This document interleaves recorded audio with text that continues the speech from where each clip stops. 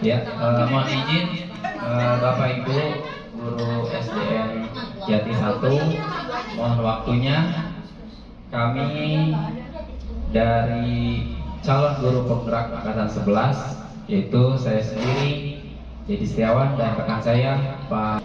Ya, mohon izin Bapak Ibu guru SDN Jati 1, mohon waktunya kami dari calon guru penggerak angkatan 11, yaitu saya sendiri Dedi Setiawan dan rekan saya Pak Ahmad Zikrillah.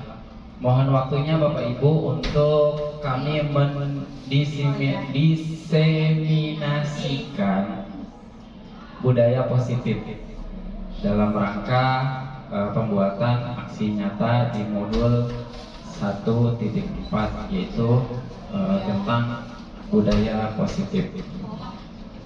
Assalamualaikum warahmatullahi wabarakatuh. Salam dan bahagia Bapak Ibu guru-guru hebat dari SDN Jati 1 Kota Tangerang, Banten. Ya, Bapak Ibu sekalian, mohon izin, mohon waktunya. Untuk acara kita hari ini, izinkan saya membacakan susunan acara forum diseminasi. Yang pertama pembukaan, yang kedua sambutan dari kepala sekolah, yang ketiga kesepakatan forum diseminasi, kemudian dilanjutkan presentasi, kemudian nanti ada diskusi dan tanya jawab, kemudian doa penutup. Baik, Bapak Ibu sekalian, untuk membuka kegiatan kita pada hari ini,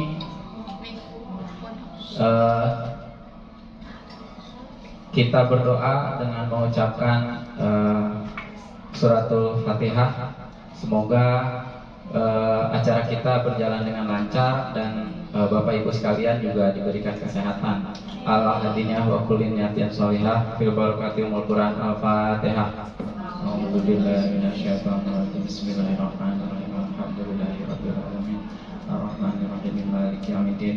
Iyyaka na'budu wa iyyaka nasta'in. Ihdinas shiratal mustaqim. Shiratal ladzina an'amta 'alaihim ghairil maghdubi 'alaihim waladdallin. Baik, Bapak Ibu sekalian, kita beranjak ke acara yang kedua, yaitu sambutan dari Kepala Sekolah SDN Jati 1. Karena Kepala Sekolah kita yaitu Ibu Tuti Solihah sedang berhalangan, untuk itu dimohon dengan hormat kepada Ibu Aminatul Nasibah untuk dapat memberikan kata sambutannya dan juga arahan bagi kami. Kepada Ibu Aminatul Nasibah untuk mewakili Ibu Kepala Sekolah, waktu dan tempat disilahkan.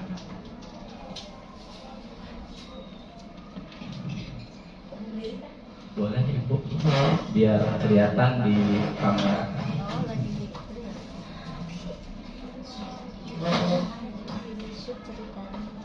Bismillahirrahmanirrahim. Assalamualaikum warahmatullahi wabarakatuh. Yang terhormat Bapak Ibu Dewan Guru SDN Jati 1, yang alhamdulillah pada hari ini sehat walafiat ya Bapak Ibu. Puji syukur kehadirat Ilahi Rabbi. Pada hari ini walaupun dengan kondisi kita lumayan cukup lelah ya, setelah kegiatan penutupan perlombaan 17 Agustusan, alhamdulillah sudah terlaksana, dan alhamdulillah pula kita masih bisa mengikuti kegiatan selanjutnya dalam rangka memberikan dukungan support kepada 2 CGP yang ada di SDN Jati 1. Salawat dan salam semoga terlimpah curah kepada junjungan Nabi besar Muhammad Sallallahu Alaihi Wasallam. Baik, singkat saja ya Bapak Ibu. Di sini saya berdiri sebagai perwakilan ya pada ini dan perwakilan dari Ibu Kepala Sekolah yang pada hari ini belum dapat hadir di tengah kita karena memang kondisinya masih sedang sakit. Saya ucapkan terima kasih kepada kedua CGP kita yang penuh semangat untuk meningkatkan kompetensi diri. Kedepannya mudah-mudahan guru kita yang lain ada yang mengikuti jejaknya. Mudah-mudahan. Karena pendaftaran sudah dibuka lagi ya. Sudah dibuka lagi. Silakan Bapak Ibu yang mau mendaftar, mangga. Boleh, yang muda-muda boleh. Oh, yang tua nggak boleh? Boleh. Baik, Bapak Ibu yang berbahagia, kesempatan ini kita akan disajikan pemaparan oleh CGP kita, yaitu dari Pak Dedi dan Pak Jikrila. Mari kita dengarkan bersama, kita simak apa saja nanti materi yang akan mereka sampaikan. Ini susunan acaranya ya Pak Dedi ya? Bapak Ibu bisa sambil membaca dan nanti mengamati apa yang akan dipaparkan oleh CGP kedua ini. Baik, mungkin itu saja ya. Satu kata buat saya, semangat. Tetap semangat gitu. Karena untuk sekarang kan menginjak ke modul 2, otomatis kedepannya akan lebih banyak lagi kegiatannya. Itu saja, terima kasih. Billahi taufiq wal hidayah. Assalamualaikum warahmatullahi wabarakatuh. Terima kasih kepada Ibu Aminatul Nasibah yang sangat luar biasa. Terima kasih juga kepada Bapak Ibu, tadi sudah disampaikan oleh Ibu Mila bahwa memang saat ini kami akan menginjak ke modul 2 ya. Ya memang baru pertama saja, mulai dari dirinya sudah banyak. Mantap.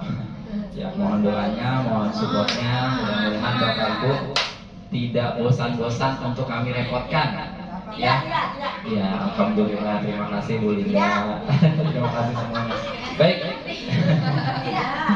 ya, mohon izin juga hari ini mungkin ya boleh sambil diminum dimakan yang ada. Ya baik Bapak Ibu, kita langsung saja ke materi presentasi. Insya Allah untuk presentasi yang pertama akan saya bawakan, kemudian nanti akan disambung oleh Pak Jikri. Bapak Ibu sekalian, sebelum kita memulai forum diseminasi ini, kita akan membuat kesepakatan dulu nih di forum ini. Ya, kesepakatannya yang pertama ini boleh nanti Bapak Ibu menambahkan. Yang pertama, menghargai siapapun, artinya ketika berpendapat dan lain-lain tolong dihargai gitu ya Bapak Ibu. Sepakat ya? Sepakat. Oke, checklist. Nah, terima kasih Bu Nur. Kemudian yang kedua, menjadi pendengar yang baik. Jadi nanti kalau misalkan agak sedikit gaduh, kalau misalkan saya bilang pendengar yang baik, tolong berhenti bicaranya Bapak Ibu ya. Terima kasih. Kemudian kita santai aja, serius tapi santai. Ya, tadi boleh sambil makan, sambil ngemil, gitu. Silahkan. Jadi kita sersan aja karena kita tujuannya adalah kami mendiseminasikan apa yang kami dapat pada saat mempelajari modul-modul di modul 1 ya, dari modul 1 sampai di 1.4 itu kami pelajari, kemudian kami mencoba untuk mendiseminasikan kepada Bapak Ibu. Mungkin Bapak Ibu sudah tahu, tapi ini tetap ya untuk mengingat saja gitu ya. Kemudian hadir, aktif, hati senang dan gembira. Jadi mudah-mudahan Bapak Ibu yang ada di sini semuanya senang dan gembira, karena kita juga tadi habis lomba ya. Alhamdulillah pada senang semuanya, ada lomba nahan tawa. Kemudian silakan izin keluar ruangan jika ada keperluan, silakan. Kemudian mohon izin Bapak Ibu handphonenya untuk di mode silent terlebih dahulu. Ada lagi Bapak Ibu untuk kita kesepakati untuk forum ini? Ada yang mau ditambah atau cukup ini saja? Cukup ya. Pokoknya intinya kita mengalir saja. Nanti apabila ada yang harus ya kita nanti diskusikan. Karena ini berkenaan dengan pembelajaran kita di kelas.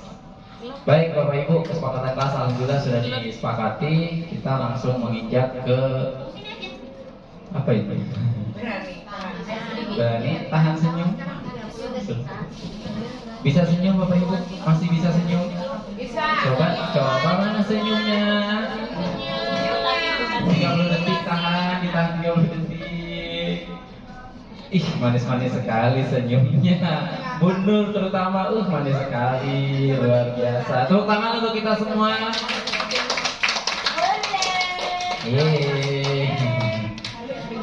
Ya senyum itu ibadah ya Bu Linda ya.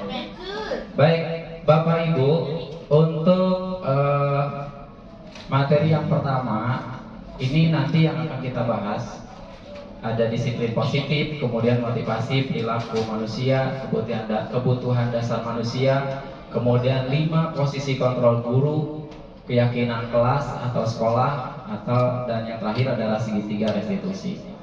Ya, mungkin Bapak Ibu sudah hafal semua, sudah luar kepala semua karena rata-rata udah senior kita semua Pak Jikri ya. Tapi mohon arahan nanti kalau misalkan ada yang dari kami ada yang salah mohon diluruskan seperti itu ya Bapak Ibu. Baik, seorang guru yang baik. Nah, saya yakin, kami yakin Bapak Ibu semua sudah menjadi guru yang baik. Seperti apa sih guru yang baik? Yang baik harus memiliki kemampuan dalam mewujudkan budaya positif di sekolah. Budaya positif tersebut dapat dijalankan dengan memahami dan menerapkan konsep seperti ini dari ke-6 ini. Jadi budaya positif di sekolah ini meliputi yang pertama disiplin positif, kemudian motivasi perilaku, kemudian kebutuhan dasar manusia, 5 posisi kontrol guru, keyakinan sekolah, keyakinan kelas dan segitiga restitusi. Ya, seperti apa nanti akan kita kupas tuntas hari ini. Ya, yang pertama disiplin positif. Disiplin positif merupakan suatu cara penerapan disiplin yang mengajarkan anak bertanggung jawab dan menumbuhkan kesadaran diri berdasarkan nilai-nilai kebajikan. Nah, dari sini kita sudah bisa membaca bahwa disiplin positif itu adalah cara kita menerapkan disiplin kepada anak, ya, agar mereka bertanggung jawab dan menumbuhkan kesadaran diri berdasarkan nilai-nilai kebajikan.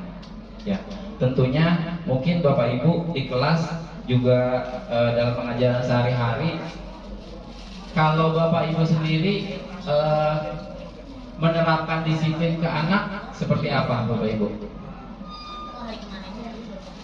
Nah, mungkin ada yang dengan memberi contoh gitu ya, dengan disiplin berpakaian, disiplin tepat waktu, membawa tempat makan.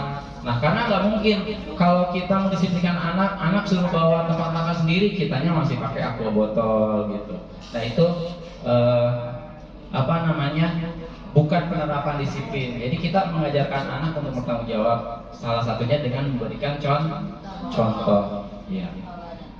Iya, tauladan. Kemudian disiplin positif lebih ke arah disiplin diri yang dapat mengontrol diri dalam melakukan segala tindakan. Ya tadi seperti contohnya disiplin waktu, berpakaian. Ini kan dari diri ya, Ibu, dari diri. Kita nyuruh anak berpakaian rapi, kita sendiri pakaiannya gak rapi gitu. Nanti anak-anak sekarang itu pada kritis-kritis ya, Ibu ya. Kalau kita ngomong bapak aja begini, ibu aja begini gitu. Nah, jangan makan sambil berdiri, tapi kita sambil nenteng makanan gitu. Walaupun gak dimakan, dia pasti kebalikin tuh. Itu bapak juga bawa makanan sambil berdiri, begitu. Ya saya begitu itu anak. Makanya kita mulai dari diri kita juga untuk mendisiplinkan anak-anak, untuk mengontrolnya, kita perlu memberikan contoh. Kemudian disiplin diri dapat membuat murid memahami dan menyadari berdasarkan motivasi internal, bukan akibat paksaan, ujian atau hukuman.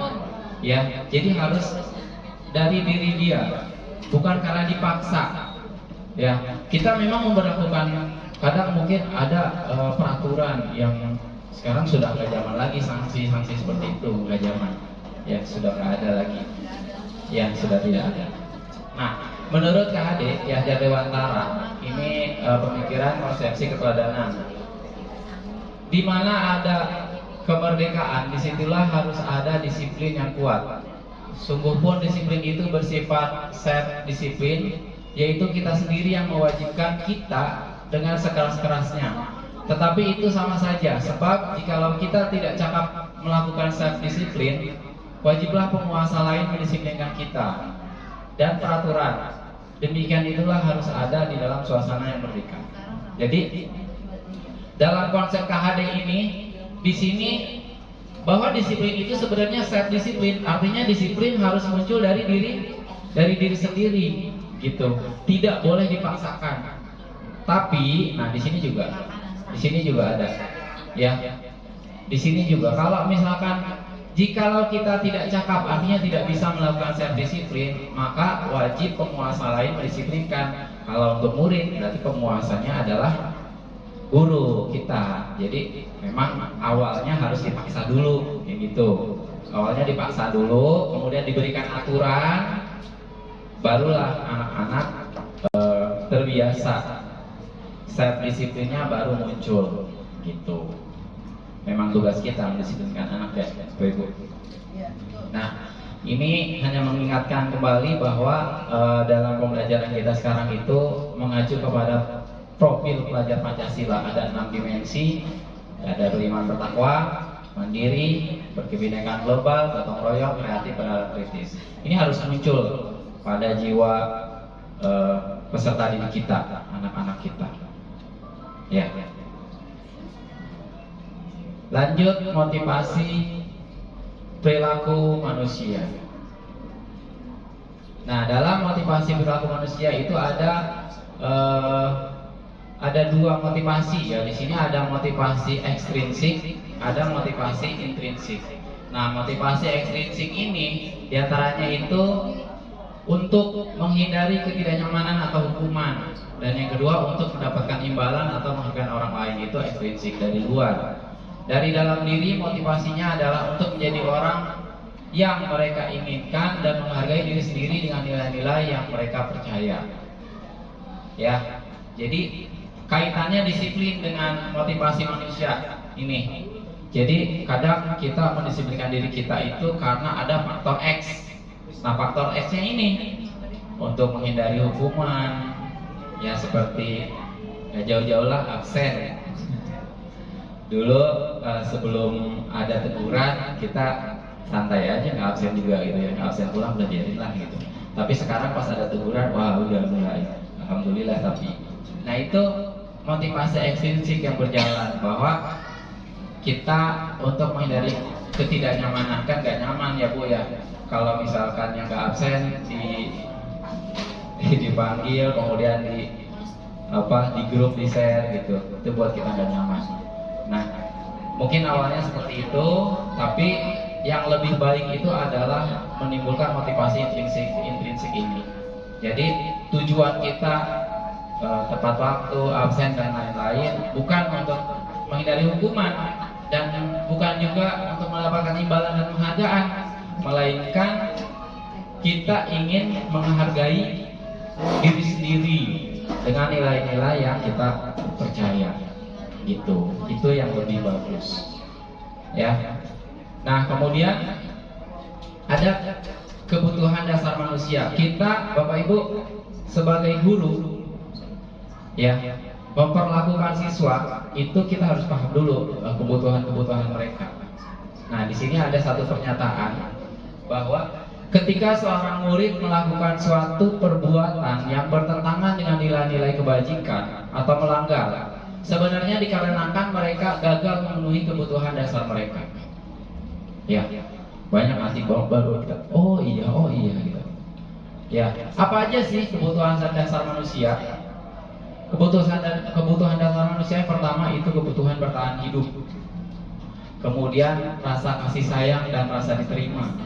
Kemudian penguasaan, kebebasan dan kesenangan. Jadi apa yang dilakukan anak atau kita juga ini pasti berdasarkan ini, betul nggak? Contohnya ini.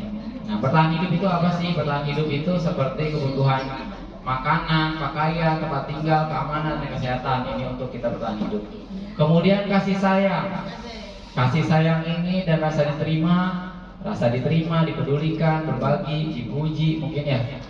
kemudian menjadi bagian dari kelompok, kemudian penguasaan, harga diri, keinginan dianggap, memimpin, berprestasi atau diakui dan benar. Kemudian kebebasan, mandiri, memiliki pilihan, mencoba hal baru, mampu mengendalikan diri. Kemudian kesenangan, bermain, humor, antusiasme dan tertawa. Nah, ini kebutuhan-kebutuhan yang mendasar buat kita, buat manusia. Ya, kita harus pahami nih anak-anak kita. Dia lagi nyari apa sih, kebutuhan apa yang belum terpenuhi gitu. Nah, studi kasus. Nah, di sini mohon izin saya mengangkat nama Ibu Mila.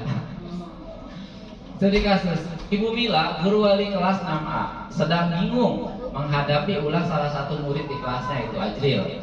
Beberapa anak telah mengeluhkan Ajril yang seringkali meminta bekal makan siang mereka dengan paksa. Jika Anda menghadapi situasi seperti Ibu Mila, apa yang Anda lakukan? Menurut Anda, alasan Ajril melakukan itu apa? Kira-kira apa, Bu? Kaitannya dengan makan siang. Berarti kebutuhan apa yang Ajril cari? Ibunya nggak masak. Nah, nggak dibekelin. Berarti kebutuhan dasarnya itu adalah bertahan hidup ya. Bertahan hidup. Ini diangkat dari kisah nyata. Diangkat dari kisah nyata, betul. Benar kamu Mila? Ajril suka ini. Oh, iya. Baik. Nah, ini analisa jawaban. Yang pertama, tadi betul, bertahan hidup, survival. Apabila jawaban Ajril ketika ditanya oleh Ibu Mila adalah karena ia lapar dan orang tuanya tidak membawakan bekal, betul tadi Bu Tatik ya, membawakan bekal makan siang, maka kebutuhan dasar yang sedang berusaha dipenuhi oleh Ajril adalah bertahan hidup, gitu.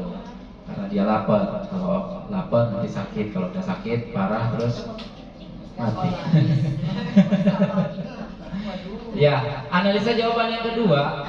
Apabila Ajril menjawab bahwa alasan mengambil bekal temannya karena dia merasa senang temannya jadi memperhatikan.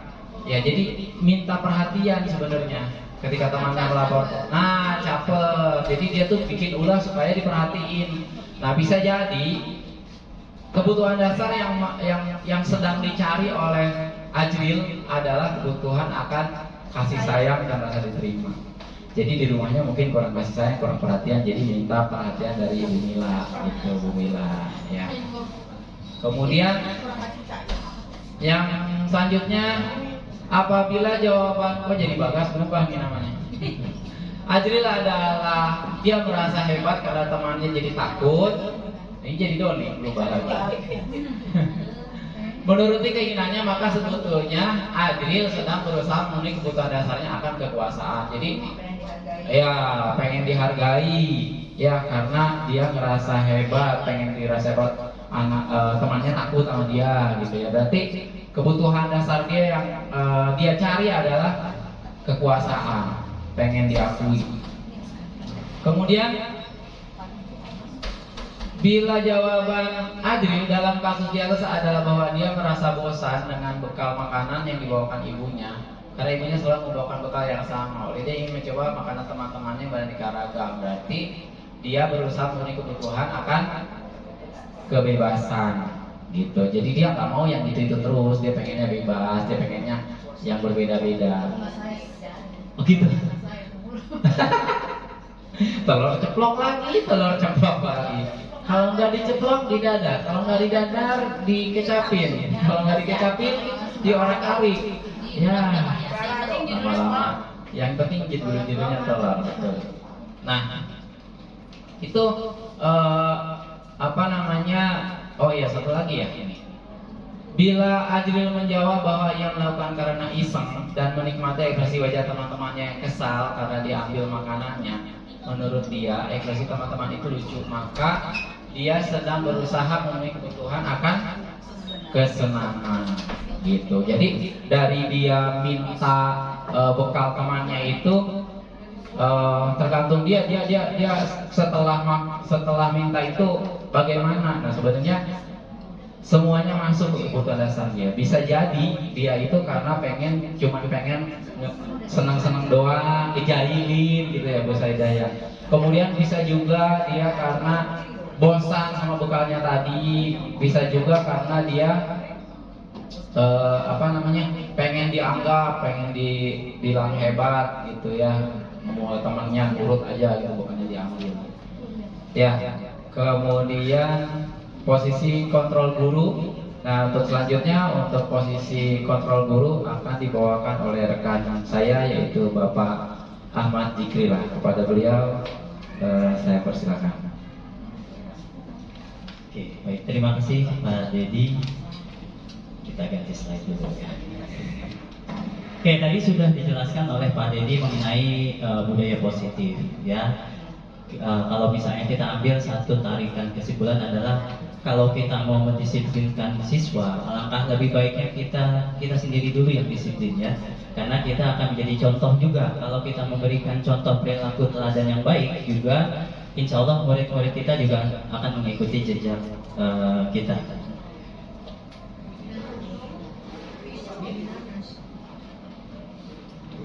Oke, 5 posisi kontrol guru. Nah, sebelum kita masuk, kita ice breaking dulu sebentar.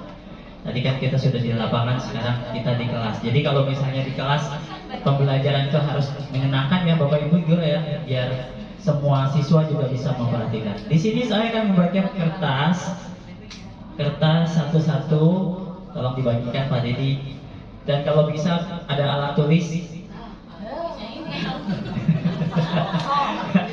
Alat tulisnya tolong dipersiapkan.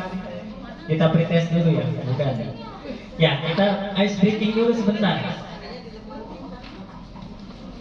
Yang ada aja. Kalau misalnya yang ada di tas diambil gitu, yang ada di temannya diambil. Harusnya diberi ke koperasi ya, ke Bu Cici ya. Oke, yang sudah ada kertasnya, saya akan menuliskan perintah Bapak Ibu guru menggambar tapi nggak gambar yang susah-susah. Kita gambar bangun datar saja. Ini masalah kecil, es krim apa es? Ice breaking. Bukan ice cream. Jadi buat bangun datar sesuai yang diperintahkan. Sementara saya memerintahkan Bapak Ibu yang menggambar ya. Yang pertama Bapak Ibu guru, gambarkan sebuah persegi panjang besar. Gampang. Persegi panjang besar. Persegi panjang besar sudah? Nggak apa-apa. Persegi panjang besar. Sudah. Iya mau. Yang kedua, saya minta membuat sebuah segitiga besar. Di satu kertas itu ya. Tadi persegi panjang besar satu.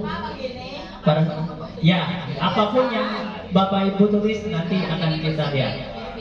Persegi panjang besar satu, segitiga besar satu. Oke, lanjut. Persegi panjang kecil satu.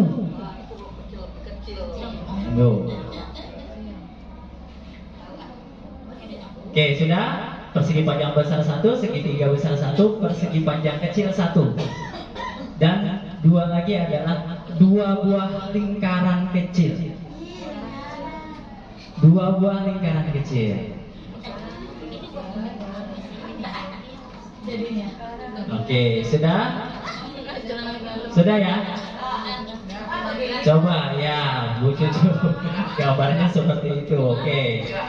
Terus Bu Nur, coba Bu Nur. Ya, Bu Nur gambarnya seperti itu. Kira-kira ada nggak yang gambarnya persis sama kayak saya? Oh, enggak. Ada satu.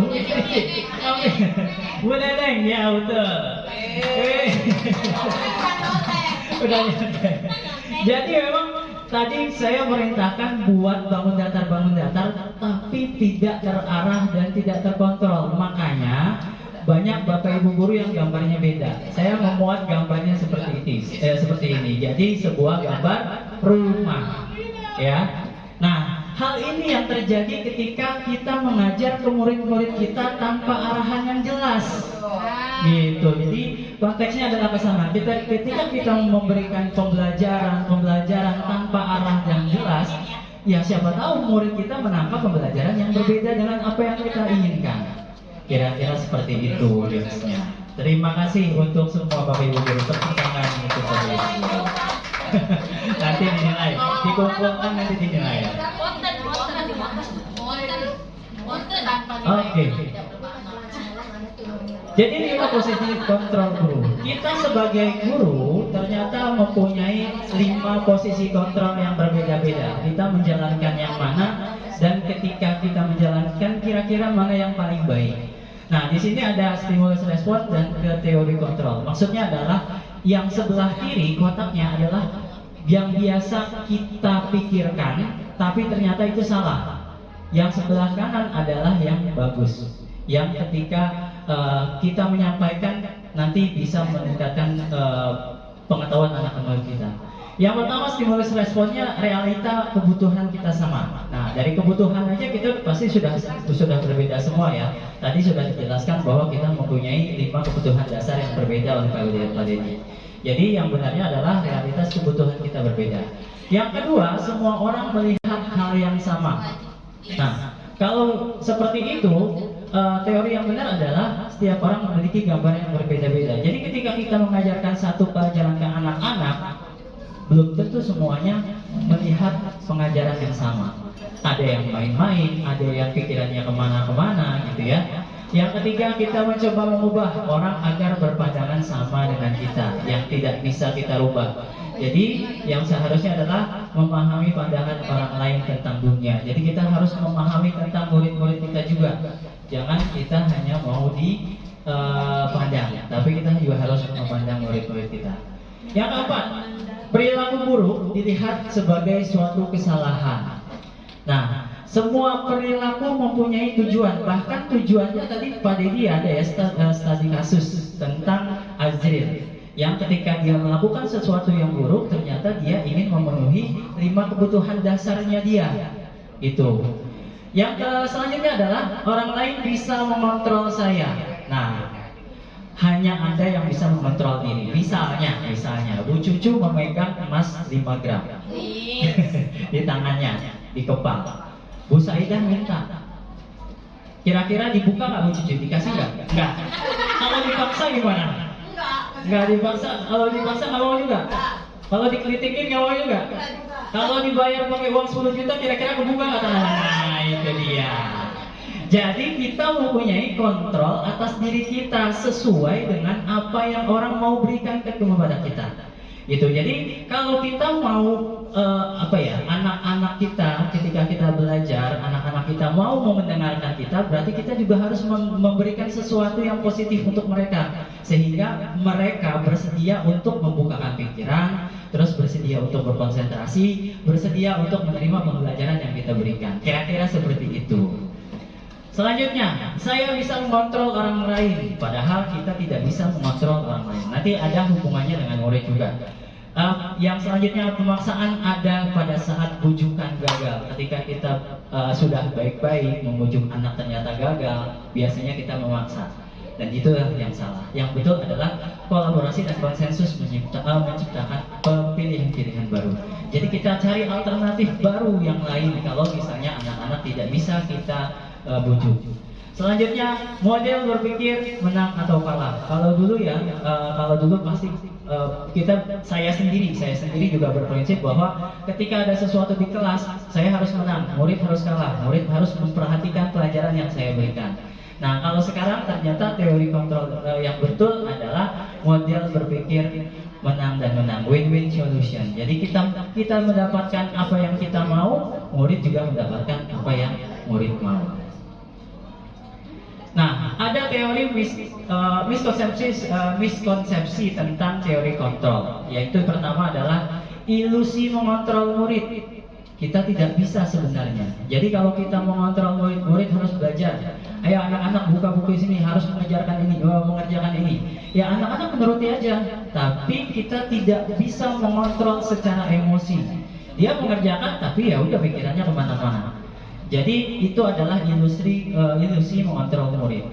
Yang kedua, ilusi bahwa semua penguatan positif itu bermanfaat. Seringkali kita memberikan sesuatu yang positif. Misalnya, ketika kita mau mengajukan pertanyaan, kita kasih hadiah.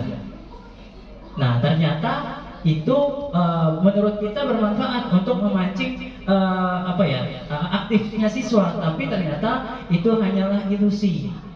Nanti akan saya jelaskan lagi. Yang keempat, ilusi bahwa kritik membuat rasa bersalah mampu menguatkan karakter. Kita sering ya menasihati anak dengan kata-kata begini, ya. Tujuannya adalah untuk supaya karakter dia terbangun lebih kuat nanti menghadapi dunia kerja misalnya kalau nanti selanjutnya.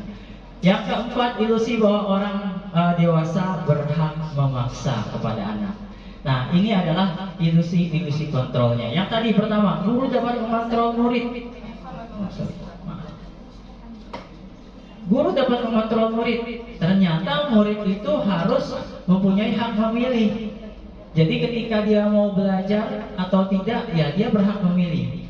Ketika kita mengontrol murid, kita memaksakan, guru tidak bisa memaksa kehendak kepada murid. Guru tidak punya kontrol penuh terhadap murid. Jadi walaupun misalnya kita paksa mengerjakan hal-hal segini, sedangkan dia nggak mau belajar, dia mengerjakan tapi tidak dapat apa-apa. Di dalam benaknya dia pasti tidak mau dikontrol oleh guru. Dia tidak mau dipaksa untuk melakukan sesuatu di dalam benaknya. Jadi ketika sudah mengerjakan, ya sudah mengerjakan, mengumpulkan, dapat ilmu atau tidak, tidak akan mendapatkan apa-apa. Jadi itu adalah ilusi kontrol. Yang kedua, bujukan penguatan positif tadi yang saya bilang. Ketika kita memberikan sesuatu, ketika murid menjawab gitu ya, kita memberikan hadiah. Jadi itu bisa membuat murid tergantung pada pendapat dan rujukan kita. Jadi kalau misalnya kita terbiasa, siapa yang bisa menjawab pertanyaan, kasih permen. Ketika kita nggak ada permen, akhirnya nggak ada yang mau jawab pertanyaan seperti itu. Jadi ilusinya adalah kalau misalnya kita memberikan sesuatu menurut kita bagus, padahal tidak. Karena nantinya akan membuat ketergantungan kepada hal positif yang kita berikan, hadiah yang kita berikan. Itu ilusi kontrol penguatan positif tentang wujukan. Nah, selanjutnya, kritik membuat orang merasa bersalah. Ketika anak melakukan kesalahan sesuatu, kita kritik, ini kurang ini kurang ini, untuk membangun dengan kata-kata biasanya yang agak kasar gitu ya. Nah, ternyata ini bisa menyebabkan, pertama, murid mempunyai persepsi negatif tentang dirinya. Jadi dirinya sendiri akan menghukum dirinya. Oh, ternyata saya nggak bisa, saya mengerjakan sesuatu, ternyata dikritik sama bu guru salah, dikritik oleh pak guru ternyata salah, berarti saya nggak bisa. Itu yang akan muncul di dalam diri siswa. Yang ketiga, adanya kritis identitas atau identitas gagal. Dan yang pertama itu tidak menguatkan tapi melemahkan.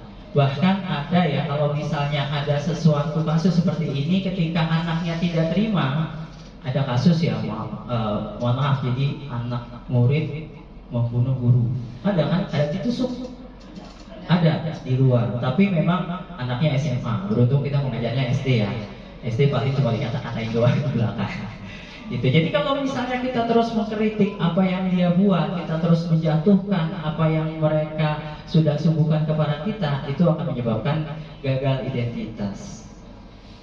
Selanjutnya adalah orang dewasa punya hak untuk memaksa. Ternyata tadi sudah saya terangkan bahwa kita tidak bisa memaksa. Kita tidak bisa memaksa murid untuk mengerjakan sesuatu. Tapi kalau kita mengajak untuk mengerjakan sesuatu, murid akan lebih terbuka untuk melakukan hal tersebut. Jadi memaksakan kehendak akan menyebabkan permusuhan antara murid dengan guru. Karena terus dipaksa, akhirnya muridnya jadi benci kepada kita.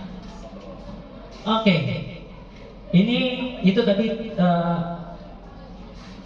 materi sebelum kontrol guru. Sekarang kontrol guru. Sebagai guru kita mempunyai 5 posisi kontrol. Yang pertama adalah sebagai penghukum. Yang kedua sebagai teman, yang ketiga sebagai manajer, yang keempat membuat merasa bersalah, yang kelima adalah pemantau. Ini adalah posisi kontrol guru kepada siswa kita. Oke, jadi posisi penghukum adalah Guru percaya bahwa dia yang terbaik. Guru menggunakan hukuman fisik maupun verbal dengan kata-kata yang di bawah ini nih. Kamu salah terus, selalu pasti kamu yang terakhir. Patuhi aturannya ya, awas kalau salah. Dengan nada mengancam, itu adalah posisi kontrol kita sebagai penghukum. Jadi siswa merasa terhukum. Di sini ada videonya. Kamu sih nak kamu.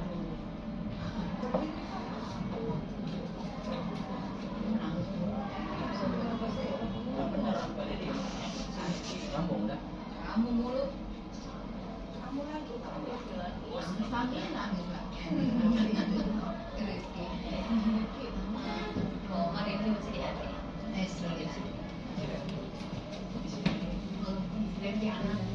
Oh, nobar.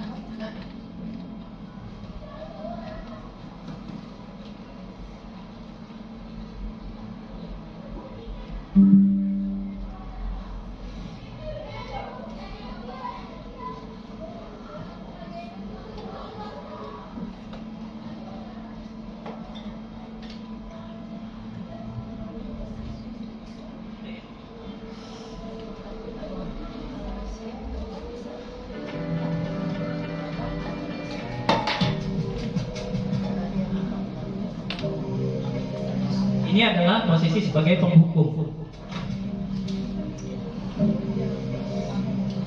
Naren, sini kamu. Selamat pagi Bu. Selalu terlambat.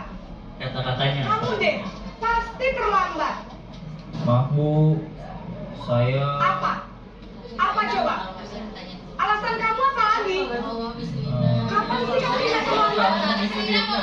Siapa yang seperti ini? Jadi anak. saya Dasar pembantu. Jadi anaknya belum sempat ngomong sesuatu udah langsung duk. Sudah berapa kali terlambat? Sana, kamu keliling lapangan basket 2 kali. kenapa saya harus keliling lapangan basket Bu? Kenapa? Kamu melawan ibu. Berani-beraninya jawab. Sudah terlambat, masih berani jawab pula.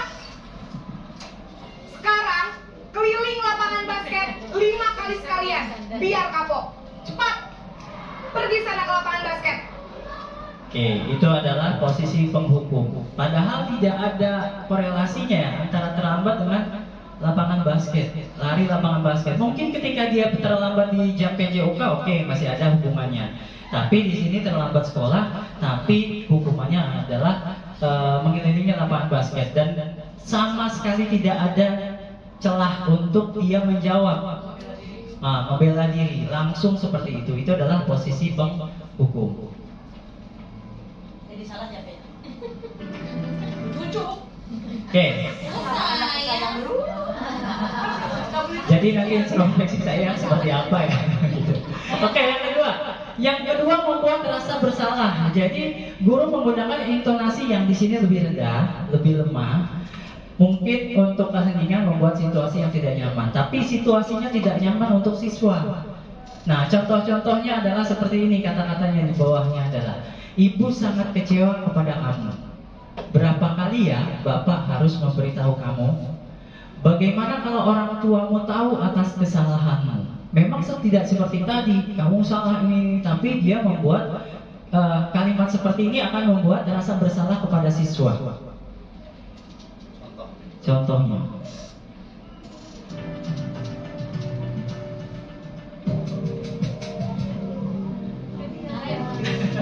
Ya lagi. Lagi ada ini.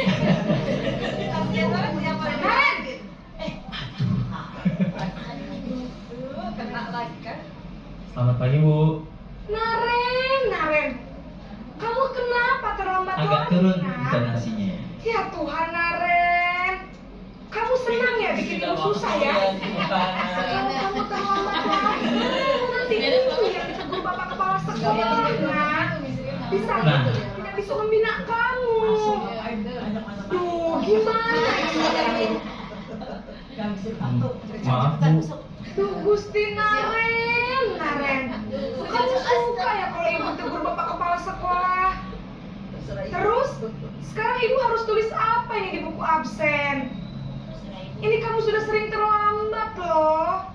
Ibu harus apa coba? Maaf Bu, maaf sekali.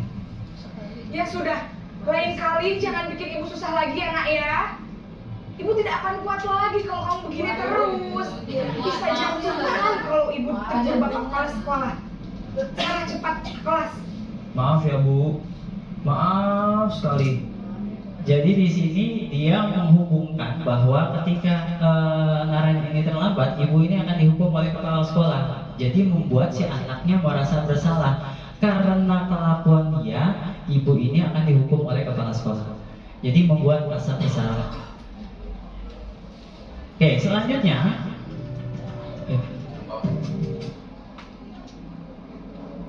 Nah, selanjutnya adalah sebagai teman. Sebagai teman ini, guru menggunakan kalimat persuasif, intonasi, nada suara ramah untuk mengontrol murid. Menggunakan humor, mempunyai hubungan baik dengan murid. Ini yang kita harapkan salah satunya ya. Nah, menggunakan kalimat positif dan jenaka seperti, ayo belajarlah demi Bapak. Ya sudah, kali ini tidak apa-apa, ibu maafkan. Bantu bereskan ya. Jadi ada kata-kata membantu sebagai teman di situ. Posisi sebagai teman, videonya.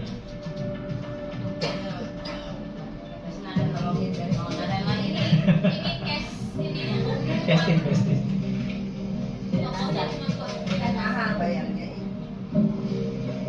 Naren,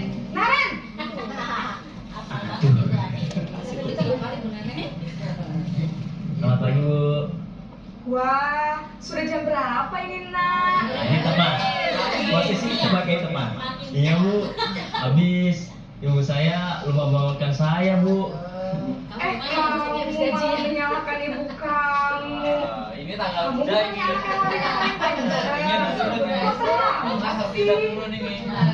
Iya Bu, saya memang terlambat bangun tadi.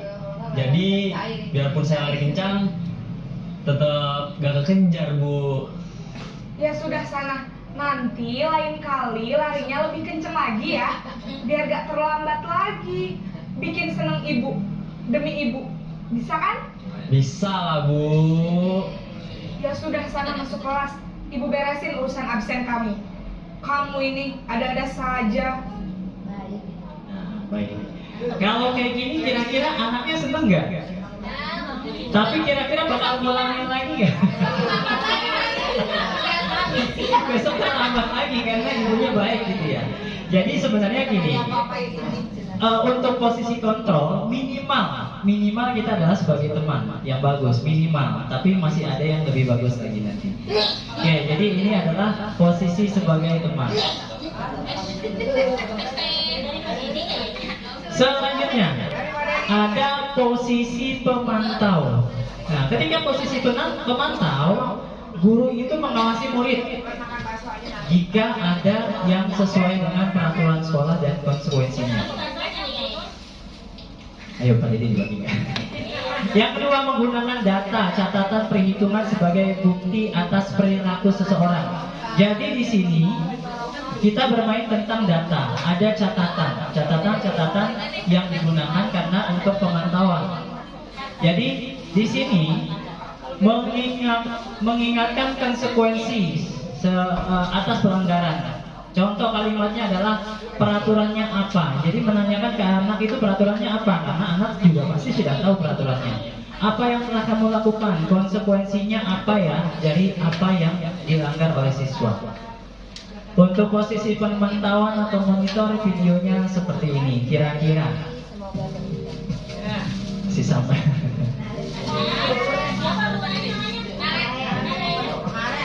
Ini posisi pemantau. Naren,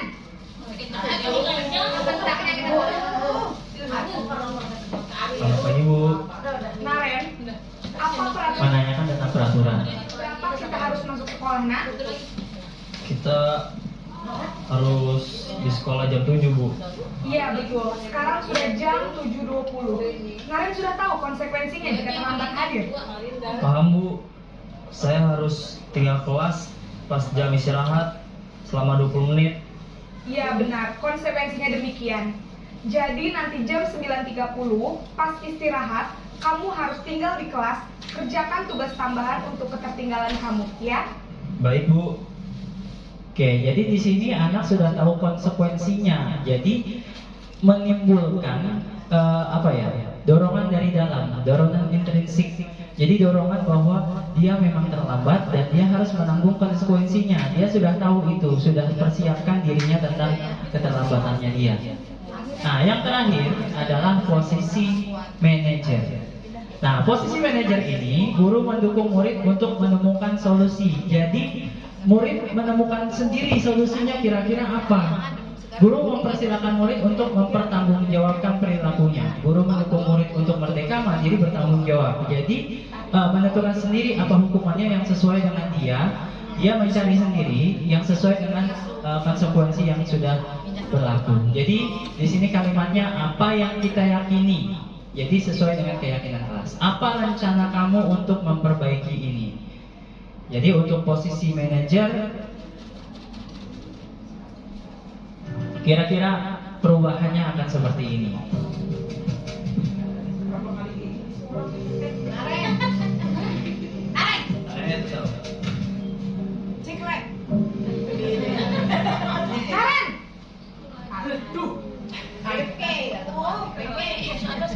Selamat pagi Bu. Selamat pagi Naren. Maaf Bu, saya terlambat. Ya, sekolah masuknya jam 7, sekarang sudah jam 7.20. Jadi sekarang bagaimana ini Naren? Maaf Bu, saya lupa setel alarm saya semalam. Nah, di sini anak sudah mulai menyatakan Yang mana? kenapa dia terlambat. Menghargai diri sendiri dan orang lain mungkin ya Bu. Setuju. Jadi, apakah Naren meyakini prinsip saling menghormati tersebut? Iya Bu, saya meyakininya. Apakah Naren bersedia memperbaiki masalah keterlambatan ini? Bersedia Bu. Bagaimana kamu akan perbaiki masalah keterlambatan ini? Ditanyakan. Saya akan coba untuk tidak lupa menyetel alarm saya Bu. Baik, kalau Naren lupa menyetel alarm di rumah, ada orang yang kira-kira bisa bantu mengingatkan tidak? Ada Bu, kakak saya, Kak Emma. Ada lagi selain Kak Emma? Selain Kak Emma, ada ibu saya. Baik, jadi yang mengingatkan Naren adalah Kak Emma dan ibu kamu ya? Kira-kira akan mulai setel alarm kapan nih Naren? Setelah pulang sekolah, akan segera saya lakukan. Baik, jadi Naren akan setel alarm untuk bangun besok pagi dan akan diingatkan oleh kakak dan ibunda Naren ya. Ada lagi yang mungkin perlu dilakukan Naren agar tidak terlambat bangun lagi. Tidak ada Bu. Baik Naren, terima kasih untuk kerjasama kamu. Sekarang kamu perlu kembali ke kelas untuk belajar. Baik Bu, terima kasih. Nah, jadi dari posisi manajer ini kita menawarkan kepada murid. Jadi konsekuensinya dia sudah tahu apa dan kita tanyakan alasannya terlambat karena apa. Kan bisa jadi kalau misalnya dia terlambat sudah bangun pagi ternyata mobil atau angkot yang ditumpanginya mogok seperti itu. Berarti kan bukan kesalahannya di dia. Dengan kita mereka mengungkapkan alasannya, kita juga mereka juga bisa menentukan hukumannya sendiri, konsekuensi yang telah dia langgar.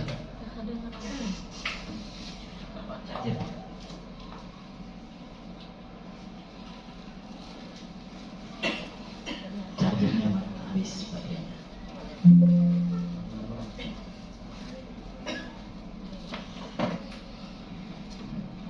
Pasang charger dulu laptopnya Mas. Oke, itu adalah 5 posisi kontrol guru.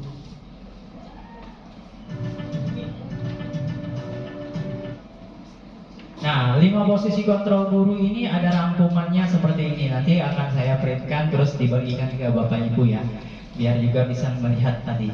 Ada 5 posisi kontrol guru, yaitu penghukum, pembuat merasa bersalah, sebagai teman, pemantau, atau sebagai manajer. Dan yang terbaik menurut saya adalah yang kontrolnya sebagai manajer. Oke, itu adalah 5 posisi kontrol dari guru. Sekarang kita beranjak ke keyakinan sekolah atau keyakinan kelas.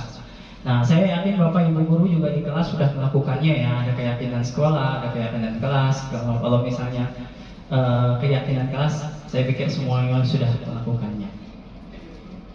Nah, kata-katanya adalah mengapa keyakinan bukan peraturan. Jadi kalau dulu kita tahu ada peraturan, tata tertib. Jadi kalau peraturan itu sudah ada draft tertulisnya. Sudah ada draft tertulisnya dan sudah ada hukumannya atau konsekuensinya. Jadi kalau misalnya keyakinan kelas, untuk peraturan kelas ini sudah dibuat tanpa ada campur tangan siswa. Siswanya tidak tahu ketika masuk di kelas, tahu-tahu sudah ada peraturan seperti ini. Nah, itu adalah peraturan. Nah, keyakinan kelas itu kita melibatkan siswa untuk membuat peraturan di kelasnya. Jadi namanya keyakinan. Keyakinan itu artinya berasal dari siswa sendiri, terus untuk diterapkan di kelasnya dia sendiri. Jadi biasanya masing-masing kelas juga punya keyakinan kelas yang berbeda-beda tergantung kebutuhan muridnya sendiri. Itu adalah perbedaan antara keyakinan kelas dan peraturan. Nah, selanjutnya keyakinan kelas itu nanti akan dihubungkan oleh nilai-nilai kebajikan. Nilai-nilai kebajikan itu berupa satu kalimat atau satu kata. Kalau misalnya kita ada ya profil pelajar Pancasila, kita ada dimensinya, ada beriman bertakwa, pada Tuhan Yang Maha Esa, berakhlak mulia, berkebinekaan global, gotong royong, mandiri, kreatif, dan bernalar kritis. Ini juga ada beberapa organisasi-organisasi yang nilai kebajikannya hampir sama. Jadi di sini ada rasa hormat, ada mandiri. Ini program Ibu Primary Years program. Jadi ini juga memuat nilai-nilai kebajikan yang hampir sama dengan profil pelajar Pancasila yang ada di sekolah kita. Terus juga life skill juga sama. Organisasi ini juga mengedepankan nilai-nilai kebajikan. Dapat dipercaya, lurus hati, pendengar aktif, tidak merendahkan orang lain, dan memberikan terbaik pada diri. Nah, jadi untuk membuat suatu keyakinan kelas, ini adalah langkah-langkahnya. Jadi pertama, keyakinan kelas itu bersifat abstrak. Abstrak itu maksudnya tidak pernah tertulis secara real. Jadi merupakan pikiran dari siswa sendiri. Jadi siswa itu menyatakan berupa pernyataan universal, dibuat dari dalam pernyataan positif. Contoh yang sudah pernah saya lakukan adalah ini. Anak-anak biasanya nulis, hal apa yang boleh dilakukan di kelas? Boleh makan ketika jam istirahat, tidak boleh bermain bola di dalam kelas, tidak boleh membuang sampah sembarangan. Nah, untuk poin ketiga, dibuat dari pernyataan positif. Kata-kata jangan itu kita hilangkan, karena memang menurut psikologis ketika kita ngomong jangan, yang akan dilakukan oleh anak adalah sebaliknya. Iya, jadi penasaran, jangan nengok kiri, pasti nengok kiri kan? Gitu. Jadi kata-kata negatif itu kita ganti dengan kata-kata positif. Jangan tidak membuang sampah sembarangan, diganti dengan membuang sampah pada tempatnya. Bermain bola ketika istirahat dan di lapangan. Kira-kira seperti itu. Jadi dibuat dari dalam pernyataan positif. Nah, sedikit agar mudah diingat, karena memang ini dari siswa sendiri. Kita rangkum dari siswa dan akan diimplementasikan oleh siswa di kelas sesuai dengan kondisi kelas dan sekolah yang tadi saya bilang. Biasanya setiap kelas akan berbeda-beda. Kalau misalnya di kelas itu banyakan cewek, pasti tidak akan ada peraturan main bola di dalam kelas. Gitu. Biasanya yang kelas yang lebih banyak anak laki-lakinya pasti ada seperti itu. Yang terakhir adalah semua warga sekolah atau warga kelas dilibatkan dalam proses pembuatan keyakinan kelas. Jadi ketika kita melibatkan semuanya, mereka akan merasa bahwa dirinya yang membuat, berarti dirinya juga yang akan bertanggung jawab, yang akan menjalankan keyakinan kelas itu. Pun termasuk kita. Kita guru di dalam kelas juga harus, tadi Pak Lili bilang ya, harus kita juga membuat keyakinan kelas dan kita harus mematuhinya juga. Seperti itu. Nah, Yang pertama tadi, guru berperan dalam mewujudkan terbentuknya keyakinan sekolah atau kelas dengan adanya kesepakatan antara guru dan murid. Jadi kalau keyakinan ada campur tangan murid. Konsekuensinya juga sama, biasanya kita tanyakan konsekuensinya ketika melanggar apa. Jadi anak-anak sudah tahu, dan jangan sekali-kali membuat konsekuensi yang bersifat hukuman fisik. Seperti tadi lari itu, dijewer, sekarang kan nggak boleh ya, dicubit aja bisa masuk penjara. Gitu. Jadi kalau bisa yang positif, misalnya yang paling mudah adalah membantu piket. Kalau terlambat bantu piket hari itu. Tidak enggak bawa tugas, besok harus dibawa terus dengan tanda tangan orang tua seperti itu. Jadi hukumannya konsekuensinya positif. Nah, yang kedua ya keyakinan kelas berupa pernyataan universal yang mudah diingat, dipahami, harus diterapkan di lingkungan sekolah. Jadi dari keyakinan kelas itu nanti akan kita jabarkan ke kalimat kewajiban. Nah, ini keyakinan kelas di kelas 5A kelas saya. Jadi tentang kehadiran ini adalah nilai-nilai kebajikannya. Jadi kehadiran keterlambatan, kebersihan dan kerapian, peralatan sekolah, seragam sekolah, tugas PR, partisipasi. Nah, yang bold ini, yang hitam ini adalah kata-kata kebajikannya. Yang ini adalah keyakinan kelasnya. Nilai kebajikan yang diterapkan dari semua ini adalah kedisiplinan, kebersihan, kekeluargaan, ketertiban, keaktifan, kedua kali keaktifan, gambarnya sama tanggung jawab. Oke, ini adalah keyakinan kelas. Dan dari keyakinan ada harapan kelas. Kita mewujudkan harapan-harapan di dalam kelas kita. Kita bersifat positif dan jujur, saling percaya menghormati, saling mendengarkan, mengucapkan. Kalau di kelas rendah ya, ada kata-kata 4 kata-kata magic ya. Nah, itu juga diterapkan di sini. Kita belajar bermain dengan aman, bertanggung jawab, ingin melakukan yang terbaik. Oke, ini adalah yang terakhir, segitiga restitusi. Apa sih yang namanya segitiga restitusi? Ini gambarnya adalah segitiga restitusi seperti ini. Nah, restitusi adalah proses menciptakan kondisi bagi murid untuk memperbaiki kesalahan mereka. Jadi kalau ada memperbaiki kesalahan, berarti di sini murid sudah melakukan suatu kesalahan tertentu, sehingga mereka bisa kembali pada kelompok mereka dengan karakter yang lebih kuat. Jadi ketika ada proses murid melakukan kesalahan, kita treatment sedemikian rupa sehingga mereka bisa kembali ke kodrat sebelumnya. Nah, ini adalah perbedaan hukuman, konsekuensi, dan restitusi. Hukuman tidak terencana tiba-tiba. Tadi itu yang si Naren suruh lari, kan itu tidak ada di peraturan sekolah kan, tapi tiba-tiba terus begitu saja. Itu namanya hukuman. Murid tidak tahu apa yang terjadi, tidak dilibatkan. Dia juga tidak tahu sampai tanya kenapa harus lari ke lapangan, Bu, gitu kan? Karena tidak dilibatkan sebelumnya. Bersifat satu arah dari guru, bersifat berupa hukuman fisik atau psikis. Nah, kalau konsekuensinya bedanya sudah ada, disepakati sesuai peraturan. Murid tetap dibuat tidak nyaman kalau ada konsekuensi, karena biasanya tidak ada pembelaan dari si murid. Nah, ketika restitusi, proses menciptakan kondisi bagi murid untuk memperbaiki kesalahan. Jadi ada kata-kata untuk memperbaiki kesalahan di sini. Dengan memperbaiki kesalahan, dia akan memaafkan dirinya sendiri, dan ketika kembali ke dalam kelas sudah merasa lebih baik karena sudah melakukan perbaikan dari kesalahannya. Dan merupakan proses kolaboratif yang mengajarkan murid untuk mencari solusi sendiri. Nah, ini tadi motivasi-motivasi ya, tadi sudah dijelaskan oleh Pak Dedi untuk menghindari ketidaknyamanan atau hukuman.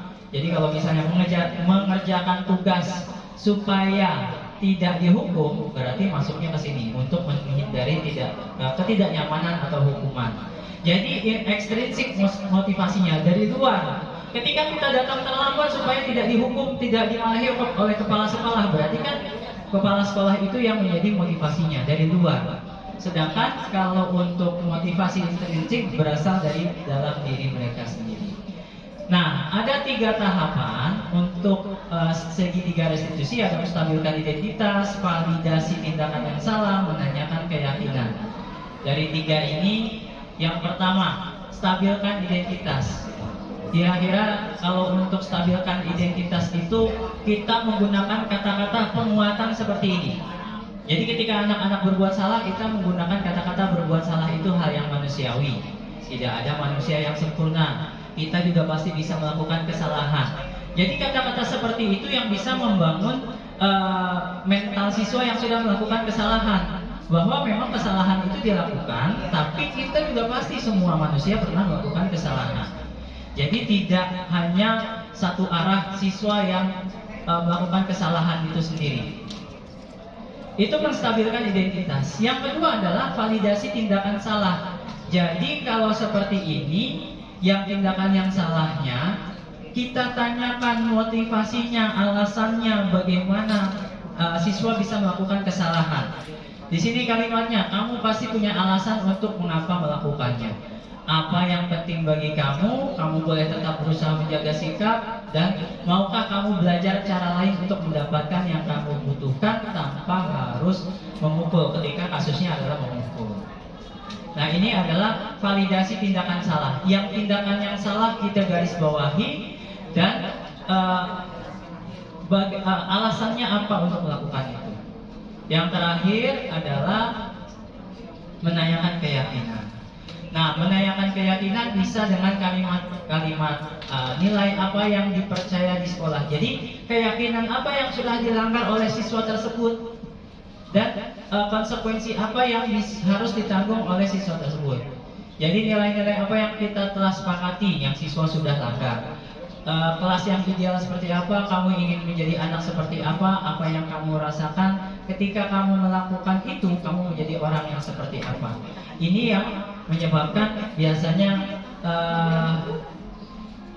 alasannya dia melakukan itu seperti apa.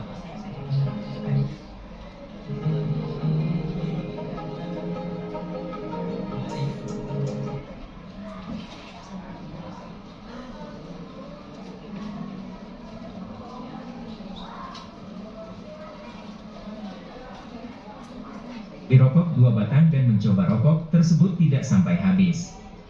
Keinginan mencoba merokok juga disebabkan karena lingkungan keluarganya pun adalah lingkungan perokok. Nah, ini adalah salah satu kasus kemarin ya. Kamu kan ini kita mau pulang.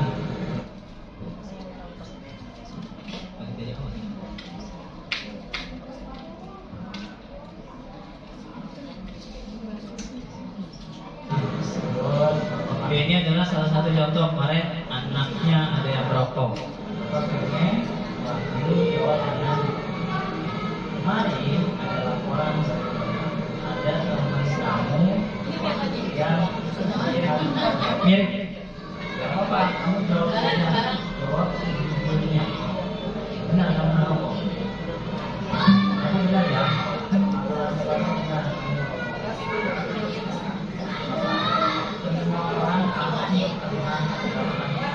Loh, semua orang pasti sudah pernah melakukan kesalahan. Rokoknya berapa? 2.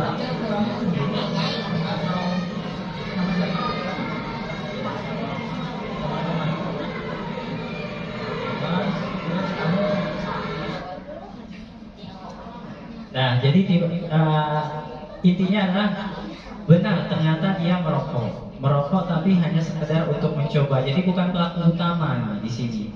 Jadi dia merasa diajak oleh temannya dan benar mencoba merokok. Tapi sekali doang menghisap, habis itu udah. Dan memang ajakan dari temannya. Alasannya seperti itu, dan di keluarganya juga memang kakaknya merokok, kakaknya sudah bekerja. Di situ saya menanyakan, kalau kakak merokok di rumah, merokok, kakaknya udah kerja. Nah, umurnya berapa? Terus untuk mengembalikan identitasnya, kamu umur berapa? Kira-kira umur kamu itu boleh merokok atau tidak? Tidak. Dan dia menyatakan memang itu salah. Dan dia berjanji tidak akan pernah mengulangi itu lagi. Oke. Sampai sini, jadi sudah 3 materi yang saya sampaikan tentang tadi posisi kontrol guru, terus segitiga restitusi, sama ilusi keyakinan kelas. Nah, coba mungkin, nah ada yang mau bertanya Bapak Ibu? Kita diskusi. Kalau misalnya bisa dia jawab, saya jawab. Kalau nggak bisa jawab, besok ke fasilitator. Saya mau nanya Pak, dicontohkan tadi itu kan anak SMA, berarti berlaku juga ya buat anak SD. Betul, semuanya berlaku. Kalau misalnya contohnya anak SMA, berlaku untuk SD, berlaku untuk SMP sesuai dengan keyakinan kelas dan konsekuensi yang nanti kita akan berikan. Tentu saja konsekuensinya pasti beda antara anak SMA, anak SMP, dan anak SD. Ya, jadi ini semua berlaku untuk SMA juga. Ada lagi? Terima kasih Bu Cucu. Ya. Aku punya anak yang jahil sama Om, tapi dia yang cengeng. Dia apa itu, Pak? Ada anak yang jahil, terus dia cengeng. Betul, itu temennya. Tapi dia yang nangis malah. Kemarin nangis sama saya itu. Ya. 2 kali kemarin di kelas juga begitu. Iya, jadi kalau misalnya seperti itu kita juga harus kalau anak kelas berapa Bu? Kelas 3 dengan orang yang sama. Iya, kalau misalnya kita tanya, pasti kita telusuri dulu nih kira-kira dari kebutuhan dasarnya tadi, kira-kira apa yang kurang dari rumah. Apa memang di rumah orang tuanya diemin aja begitu, dia begitu sama tetangganya udah cuek, berarti kan kurang perhatian dari orang tuanya. Jadi kita juga harus meneliti lebih dalam lagi karena anaknya memang luar biasa kemarin ya. Anaknya nangis berkali-kali udah dalam 1 hari bisa 3 kali dan 3 guru yang menangani yang berbeda. Terulang lagi tuh di kelas itu. Iya, jadi memang seperti itu. Nah, betul, harus ada identifikasi masalah atau bocor. Jadi kita harus tahu dulu. Udah tahu masalahnya dia apa ya? Biasa gitu ya. Ah, broken home. Jadi ada alasannya seperti itu. Sama Berarti orang tua. kebutuhan dasar apa tuh yang belum terpenuhi sama dia? Kasih sayang pasti. Di rumahnya juga emang yang seperti itu kata ibunya. Dan pasti ibunya udah jamin aja kalau nangis begitu udah jamin aja pasti. Ya seperti itulah. Jadi memang sepertinya memang tanggung jawab orang tuanya juga ya yang kurang gitu ya. Kalau kita juga melihat seperti itu, kita sebagai guru juga kan hanya beberapa jam saja ya kita ketemu dengan anak tersebut, dan yang lebih banyak adalah memang peran orang tua. Jadi kita harus benar-benar bukan hanya treatment ke anaknya, jadi juga kita harus berusaha untuk memanggil orang tuanya, terus menjelaskan kalau misalnya seperti ini terus anak ibu ya nanti akan terus seperti ini di kelas-kelas selanjutnya. Sekarang kelas 3, besok kelas 4, kelas 5, kelas 6 akan begini terus kalau tidak ada perubahan dari rumahnya juga. Seperti itu mungkin. Jadi memang identifikasi itu penting dan kita harus tadi harus ada kolaborasi antara kita pihak sekolah dengan orang tua. Itu. Ada yang mau ditambahkan? Iya, sangat gamblang sekali ya Bapak Ibu, mudah-mudahan tercerahkan. Ya dari yang tadi, ya itu tadi memang kita harus mengidentifikasi dulu, kemudian dicari kira-kira kebutuhan apa yang sedang dia cari sebenarnya, gitu. Kalau memang isengnya tadi terus cuman bikin iseng terus ketawa, berarti dia cuma pengen seneng-seneng aja gitu. Tapi kalau misalkan memang tadi iseng tapi cengeng ya Bu ya, tapi cengeng ya mungkin itu tadi kebutuhan kasih sayang atau rasa diterima. Apalagi tadi Ibu sudah sedikit tahu bahwa kondisi di rumahnya itu nggak harmonis ya keluarganya. Nah itu nggak harmonis. Berarti memang betul dia butuh perhatian lebih dan kasih sayang. Ya tadi seperti Pak Cikri bilang, kita harus berkolaborasi. Pasti walaupun orang tuanya maaf sudah menikah lagi dan lain sebagainya, pasti dong dia masih tetap pengen anaknya berkembang dengan baik gitu ya. Harus kita kasih tahu, harus kita ajak ngobrol, berkolaborasi dengan orang tua. Kita di sekolah atau ibu selaku wali kelasnya sudah berupaya sebagaimana mungkin memberikan kasih sayang. Tapi kalau di rumahnya dia tidak mendapatkan itu, ya tetap. Jadi harus sama antara perlakuan di rumah dan di sekolah. Gitu Ibu ya. Ada lagi kita diskusi sedikit. Ya dari tadi.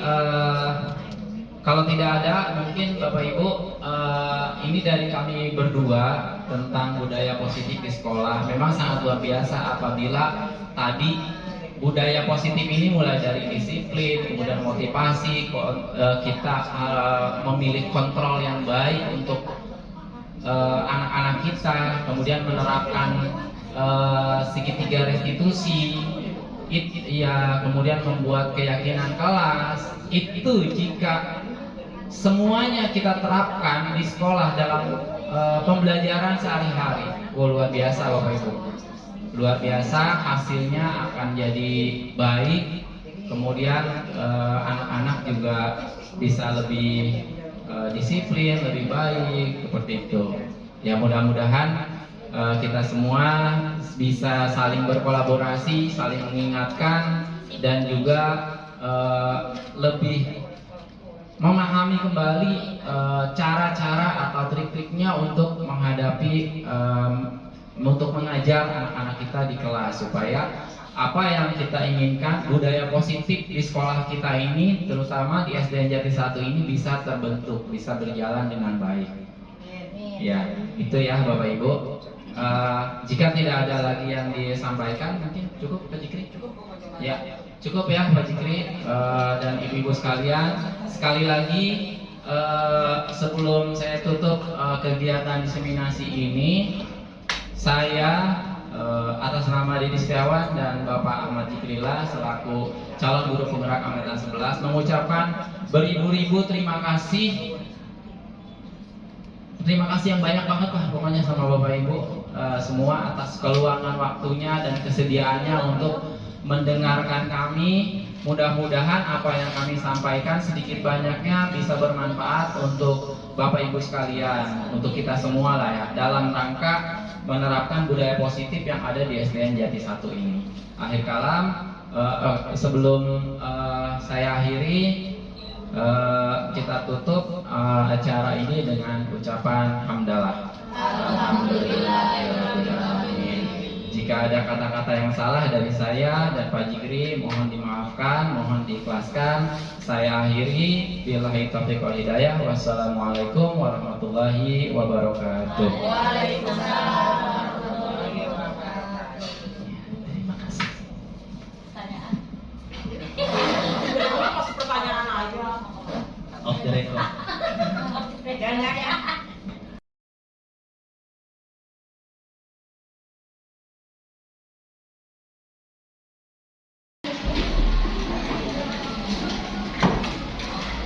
Ya baik, anak-anakku sekalian, pada kesempatan hari ini kita baru mulai pembelajaran di pekan ini. Untuk memulai pembelajaran di kelas 6 apa ini? 6B. Terlebih dahulu sebelum kita mulai pembelajaran harus ada kesepakatan yang kita sepakati di kelas ini. Apa saja yang boleh dilakukan dan apa saja yang tidak boleh dilakukan. Ya, nanti masing-masing dari kalian membuat satu keyakinan kelas. Artinya apa itu keyakinan kelas? Keyakinan kelas itu sesuatu yang kita sepakati. Tadi yang Bapak bilang, yang boleh dilakukan, ya. Tapi hal yang positif. Contohnya menghargai teman, seperti itu, ya. Nah, bisa ya, paham ya? Nanti kamu silakan apa aja boleh kamu tulis di situ. Nah, nanti dari yang kamu ungkapkan kita sepakati bersama mana yang jadi keyakinan kelas kita yang harus dilaksanakan, tapi ya, karena itu hasil kesepakatan kelas kita. Kita bagi kelompok ya. Kita bagi kelompok. Jadi nanti tiap masing-masing kelompok boleh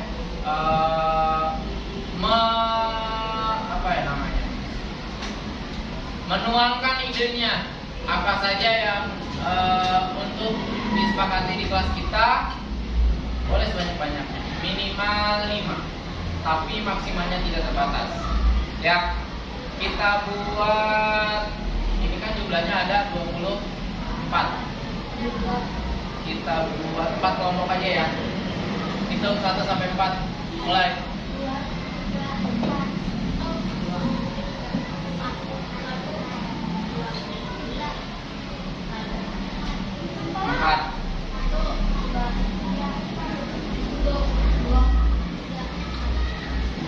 Oke, yang kelompok 1 di sebelah sana.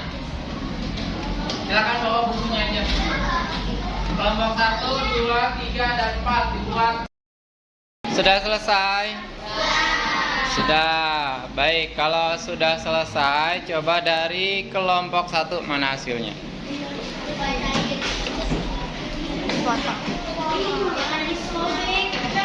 Kelompok 2.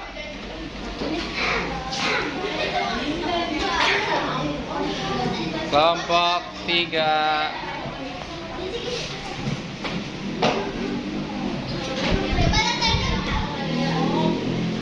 Kelompok 4. Oke, dari masing-masing kelompok silahkan dikumpulkan di meja Bapak.